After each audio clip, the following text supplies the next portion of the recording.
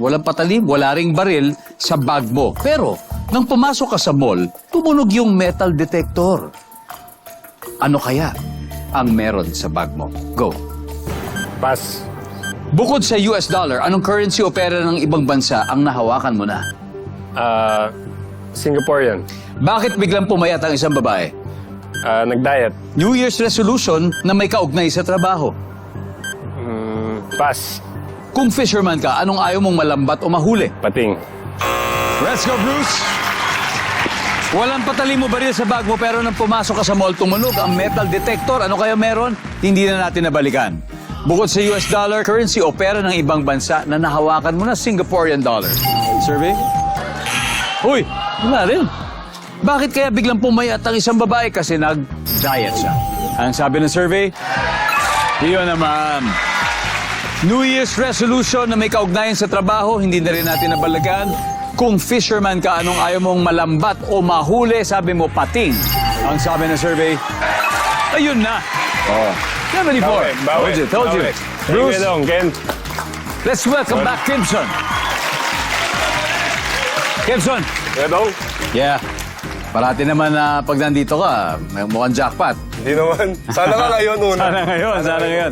Kimson, so si Bruce ay nakakuha ng mga 74. Okay. 74, not bad, right? So you need 126 more. Kaya. Got it? Kaya. Makikita na ng manonood ngayon ang sagot ni Bruce. Okay. Yan na. So give me 25 seconds on the clock, please. Walang patalim o baril sa bag mo. Pero, nang pumasok ka sa mall, biglang tumunog yung metal detector. Ano kaya ang meron sa bag mo? Go. Belt. Bukod sa US dollar, anong currency o pera ng ibang bansa ang nahawakan mo na? Japanese yen. Bakit biglang pumayat ang isang babae? Exercise araw-araw. New Year's resolution na may kaugnayan sa trabaho. Hindi na malilate. Kung fisherman ka, anong ayaw mong malambat o mahuli? Sardinas. Alright, let's go, Kimson. Redong. We need 126. So walang patalim, walang baril sa bag mo, pero nang pumasok ka sa mall, tumunog pa rin yung metal detector, may belt. Sabi mo, may belt. Ang sabi ng survey? 1 point. Ang top answer dito ay susi. Susi. Bukod sa US dollar, currency o pera na ibang bansa na nahawakan mo, Japanese yen. Ang sabi ng survey. Top answer! Top answer.